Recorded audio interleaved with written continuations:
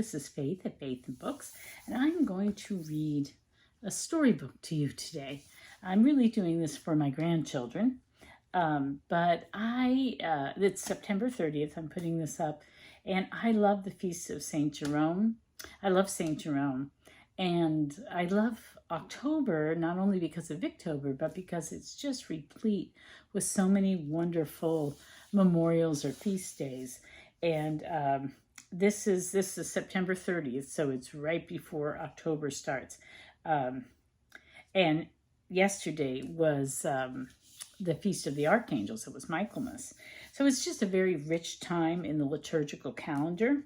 And so I thought I would read this out loud. It's, for children. And I've been thinking about reading picture books aloud for my grandchildren anyway on this channel, or starting a different channel, which I haven't gotten around to. But you can enjoy it too. Anyway, St. Jerome and the Lion, retold by Margaret Hodges, illustrated by Barry Moser. And the illustrations in this book are just beautiful. And it turns out St. Jerome is the patron saint of librarians. I could never tell all that is remembered about St. Jerome, that great man who lived long, long ago in the little town of Bethlehem. But I will tell you one story that has come down from those old days, never forgotten, because it seemed like a miracle because of the lion. Bethlehem was a holy place. King David had lived there, and there the infant Jesus had been born. Jerome built a monastery on the hill where the town stood. Let me show you the picture before I turn the page. Can you get that without the glare? So that's Bethlehem at night. And monks gathered around him, living like brothers with Jerome as their father. Behind the white walls, each had a narrow cell, and each had a task to do. So here's a picture of St. Jerome. One cooked the soup, one baked the bread. One tended the grapevines and olive trees. Some plowed the monastery fields, sowed the wheat, and gathered in the harvest. Even the animals had to work, suited to their natures. The dog was ready to bark and growl if strangers came to the gate. The hens laid eggs. The sheep gave wool for the monks' robes, and the donkey went with one of the brothers to bring back baskets of firewood. As for Jerome, he governed the monastery by day, and at night worked late at his desk. He was translating the Bible into Latin, the language understood by most people who could read. The work was long and hard. So he's writing with his feather there. What do they call that? I can't remember now what that's called. Anyway, always at Jerome's side was the faithful dog, following him about or lying at his feet in the long hours of the night. One evening, just as the brothers were about to sit down to their supper, they heard furious barking in the courtyard, and in rushed the dog, running to Jerome, pawing his knees, tugging at his robe. As Jerome followed the dog, the brothers left the table and peered fearfully out into the courtyard. Through the open gateway came a great lion. He opened his mouth and roared. Away went the brothers, fleeing for their lives. Who could blame them? Some ran into their cells, some into the chapel. The dog trembled at the huge open mouth and the sharp teeth of the lion. He hid himself behind Jerome's robes. But Jerome did not run for safety. He saw that the lion was limping on 3 paws. And here's the ferocious lion. He saw that the lion was limping on 3 paws and holding up the 4th paw as if in pain. The blessed Jerome went to meet him as one goes to greet a guest. The lion could not speak, since it was not his nature, but he came forward and showed Jerome his wounded paw. It was full of thorns and was swollen and feverish. Jerome called the brothers to come with warm water and clean cloths and healing herbs. Then he pulled out the thorns, while the lion looked gratefully into his face and tried not to howl. When the paw healed, the lion became gentle as a lamb. The brothers gave him a cell, its floor covered with clean straw, and fed him their own food as if he were a brother too. His coat grew thick and glossy. When the monks said their prayers, he listened for Jerome's voice, and he followed as Jerome went about his daily tasks. You see that? There's St. Jerome taking the thorns out of the lion's paw. I don't know how clear that is. At night, he, the lion, lay by Jerome's desk, his golden eyes watching the pen move across the paper, page after page. But the dog was suspicious. To him, the lion was an enemy who had taken his place. When at last the brothers turned the lion free to go back to his own wild world, he would not go.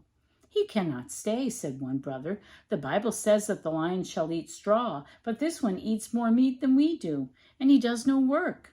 What work can a lion do?" But another said, "He could guard our donkey when she grazes in the forest pasture." "Let him stay," said Jerome. "God could have healed the lion's paw without our help. He must have sent his creature to us for our good. In time, we shall know why." So it was agreed. The lion, here we go, here's the lion sitting by Jerome as he works at translating the Bible into Latin.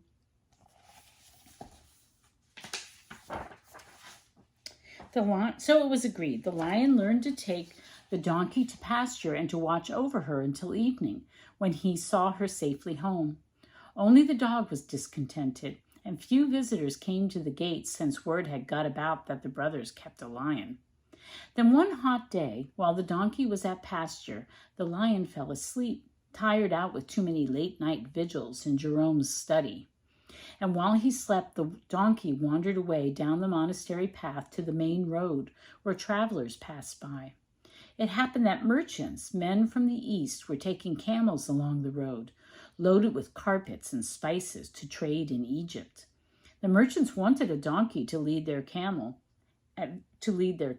as was the custom, but they had none.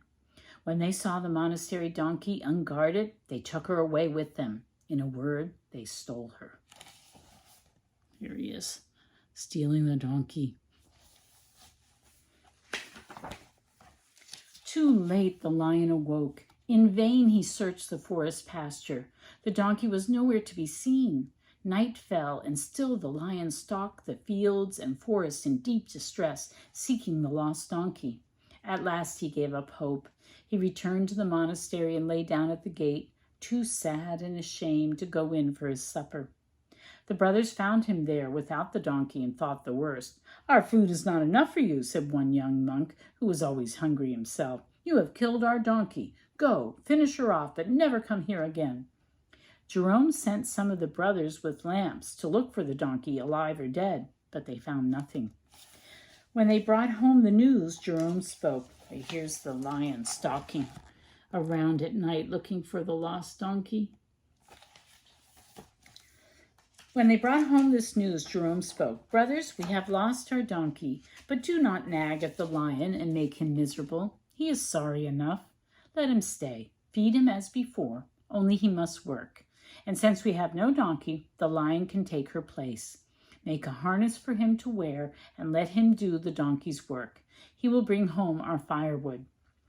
The brothers agreed that this was only fair, so it was done. The king of beasts became a beast of burden. He bowed his head and let the brothers strap a harness on his back. Each day he trotted obediently to the forest and dragged home loads of wood for the kitchen fires.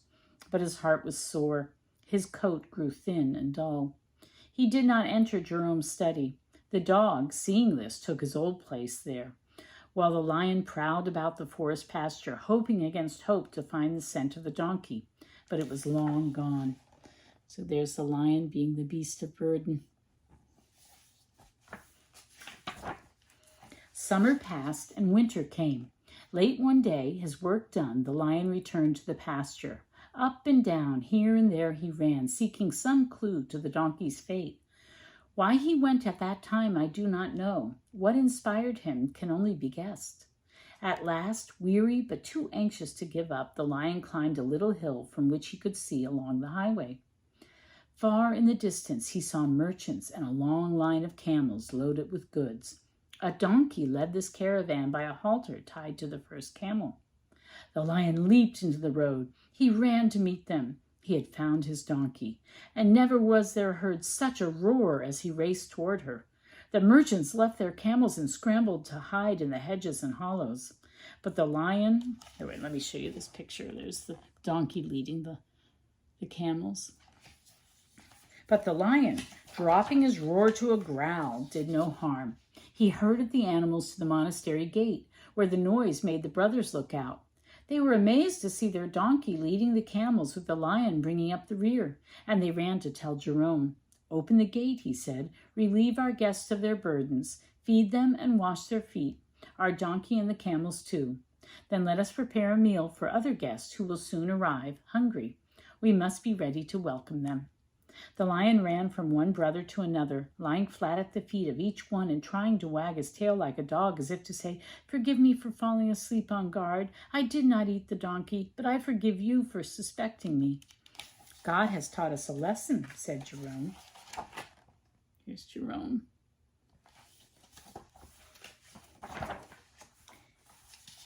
"Here is our trusty friend proved innocent by a miracle. We had judged him guilty without proof."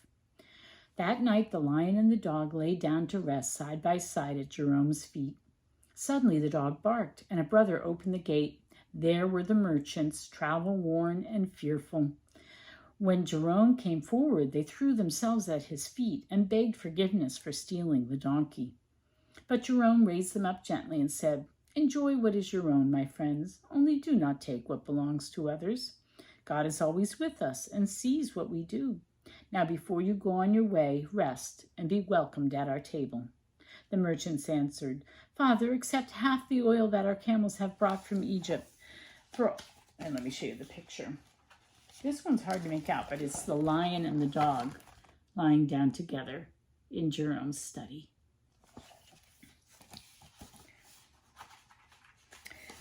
Anyway, the merchants answered, "Father, accept half the oil that our camels have brought from Egypt, for all these things must have happened so that we can fill the needs of your monastery." "Not so," Jerome replied. "That would be a hardship for you. We are more blessed by giving than by taking." "Do as we ask," the merchants begged. "We and our children's children will come to Bethlehem each year with a gift of oil to light your lamps so that all will remember this good day." They would not sit down to supper until Jerome had granted their wish. When they had eaten, he blessed them and their camels, and they went on their way, rejoicing, to their own country. Almost 2,000 years have passed since then. Jerome is Saint Jerome, famous for the Bible that he translated into Latin so long ago in Bethlehem. And wherever his story is told or his picture painted, the lion is with him, as he always wanted to be. There we go, St. Jerome and the lion. The end. So I hope you enjoyed that. I just think this is such a lovely book. So, all right, well, happy Feast of St. Jerome. Bye-bye.